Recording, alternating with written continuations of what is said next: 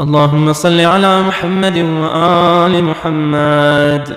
اللهم إنه ليس لي علم من أين رزقي، وإنما أنا أطلبه بخطرات تخطر على قلبي، فأجول في طلب البلدان، فأنا فيما أنا طالب كالحيران، لا أدري أفي سهل هو أم في جبال، أم في أرض أم في سماء، أم في بر أم في بحر، وعلى يدي من ومن قبل من.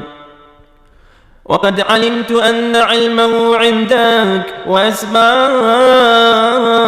بيدك، وأنت الذي تقسمه بلطفك وتسببه برحمتك. اللهم فصل على محمد وآل محمد يا رب، واجعل رزقك لي واسعا، ومطلبه سهلا، ومأخذه قريبا، ولا تعنني بطلب ما لم تقدر فيه رزقا، فإنك غني عن عذابي، وأنا فقير إلى رحمتك. فصل على محمد وآله، وجد على عبدك بفضلك، إنك ذو فضل عظيم.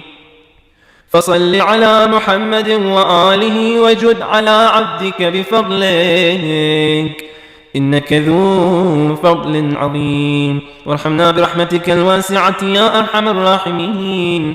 وصل على محمد وآله الطاهرين.